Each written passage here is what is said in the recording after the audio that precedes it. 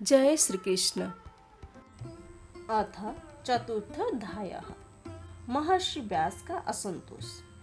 व्यास जी कहते हैं, उस दीर्घकालीन सत्र में सम्मिलित हुए मुनियों में विद्या वयोवृद्ध कुलपति ऋग्वेदी सोनकाजी सूत जी के पूर्वोक्त बात सुनकर उनकी प्रशंसा की और कहा। सोनक जी बोले, सूत जी, आप वक्ताओं में श्रेष्ठ हैं तथा बड़े भाग्यशाली हैं। जो कथा भगवान श्री सुखदेव जी कही थी, वही भगवान की पुण्यमयी कथा कृपा करके हमें सुनाइए।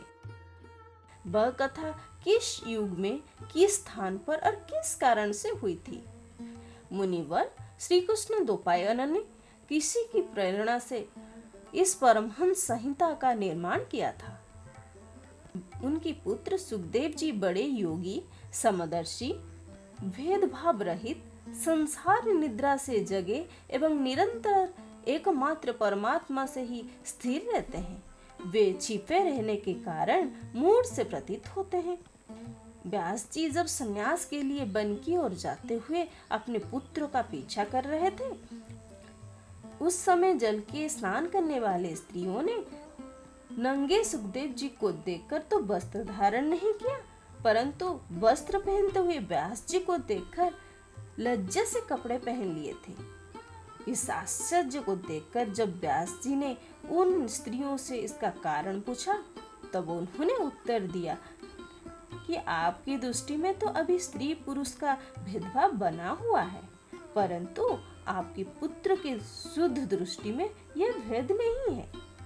कुरुजंगल देशों में पहुंचकर हस्तिनापुर में वे पागल, गूंगे तथा जड़ के समान विचरते रहते होंगे।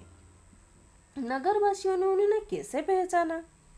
पांडवनंदन राजर्षि परीक्षित का इस मौनी सोनकादि के साथ संवाद कैसे हुआ, जिसमें यह भगवत संहिता कही गई? महाभाग श्री सुखदेव जी तो गृहस्थों के घर को तीर्थ स्वरूप बना देने के लिए उतने ही देर उनके दरवाजे पर रहते हैं जितनी देर में एक गाय दूही जाती है। सूत जी, हमने सुना कि अभिमन्यु नंदन परीक्षित भगवान के बड़े प्रेमी भक्त थे। उनके अत्यंत आश्चर्यजनक जन्म और कर्मों का भी वर्णन कीजिए। वे तो पांडव वंश के गौरव बढ़ाने वाले सम्राट थे। वे भला किस कारण से साम्राज्य लक्ष्मी का परित्याग करके गंगा तट पर मृत्यु पर्यंत अनशन का व्रत लेकर बैठे थे? शत्रुघ्न अपने भले के लिए बहुत सा धन लाकर उनके चरण रखने की चौकी को नमस्कार करते थे। वे एक वीर युवक थे। उन्होंने उस दुष्यंत लक्ष्मी को अपने प्राणों के साथ भला क्यों त्याग देने की इच्छा की? जिन लोगों का जीवन भगवान के आश्रित है, वे तो संसार के परम कल्याण, अभ्युदय और आत्मशुद्धि के लिए ही जीवन धारण करते हैं। उनमें उनका अपना कोई स्वार्थ नहीं होता। उनका शरीर तो दूसरों के हित के लिए था। उन्होंने विरक्त होकर उसका परित्याग क्यों किया? वेद वाणी को छोड़कर अन्य समस्त शास्त्रों के आप पारदर्शी विद्वान हैं। सूत जी, इसीलिए इस समय जो कुछ हमने आपसे पूछा है वह सब कृपा करके हमें कहिए। सूत जी ने कहा, इस वर्तमान चतुर्युग के तीसरे युग द्वापर में महर्षि पराशर के द्वारा वस्तु कन्या सत्यावती के गर्भ से भगवान के कलावतार योगीराज व्यास जी का जन्म हुआ। एक दिन वे सूर्योदय के समय सरस्वती के पवित्र जल में स्नान आदि करके एकांत पवित्र स्थान पर बैठे हुए थे। महर्षि भूत और भविष्य को जानते थे। उनकी दृष्टि अच्युत थी।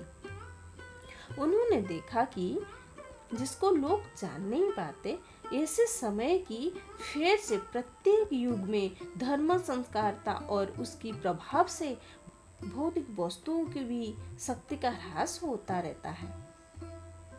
संसार के लोग श्रद्धाहीन और शक्ति रहित हो जाते हैं। उनकी बुद्धि कर्तव्य का ठीक ठीक निर्णय नहीं कर पाती और आयु भी कम हो जाती है।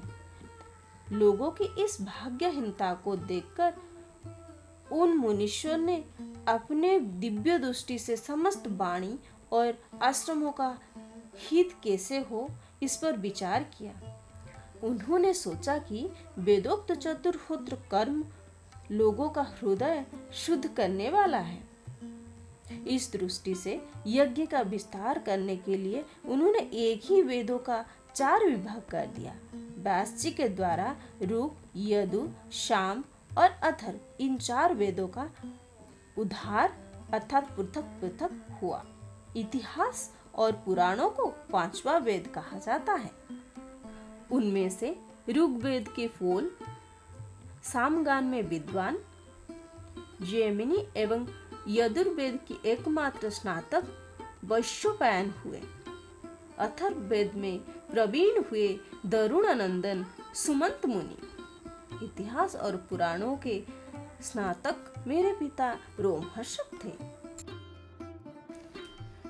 इस पूर्वोक्त ऋषियों ने अपनी अपनी शाखा को और भी अनेक भागों में विभक्त कर दिया।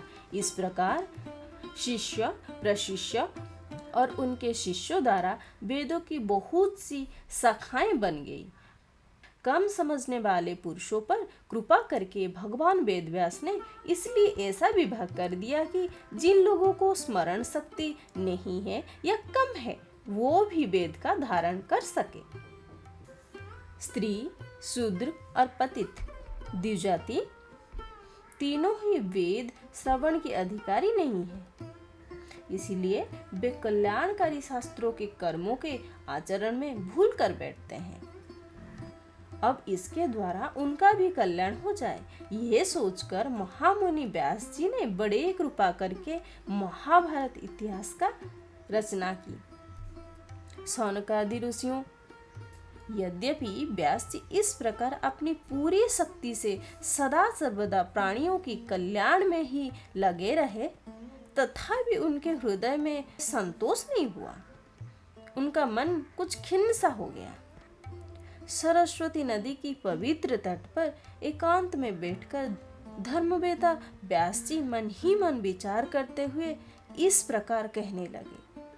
मैंने निष्कपट भाव से ब्रह्मचार्य आदि व्रतों का पालन करते हुए वेद, गुरुजन और अग्नियों का सम्मान किया है और उनकी आज्ञा का पालन किया है। महाभारत की रचना के बहाने मैंने वेदों के अर्थों को खोल दिया है, जिससे स्त्री, शूद्र आदि भी अपने अपने धर्म कर्म का ज्ञान प्राप्त कर लेते हैं। यद्यपि मैं ब्रह्मा तेज से संपूर्ण एवं समर्थ हूँ, तथापि मेरे हृदय कुछ अपूर्ण काम सा जाना पड़ता है। अवश्य ही अब तक मैंने भगवान को प्राप्ति करने वाला धर्म का प्रायः निरूपण नहीं किया है। वे ही धर्म परमहंस का प्रिय है और वे ही भगवान का प्रिय है। हो न हो मेरे अपूर्णता का यही कारण है। श्री कृष्ण परायण व्यास इस प्रकार अपने को अपूर्ण सा मानकर जब खिन्न हो रहे थे, उस समय पूर्वोक्त आश्रम पर देवर्षि नारद आ पहुंचे। उन्हें आया देखकर व्यास जी तुरंत खड़े हो गए। उन्होंने देवताओं के द्वारा सम्मानित देवर्षि नारद जी की विधि पूर्वक पूजा की। इति श्रीमद् भगवते महापुराणे परमहंस संहिताये प्रथम स्कंदे नैमिषारण्य उपाख्याने 4th अध्यायः। जय श्री कृष्ण।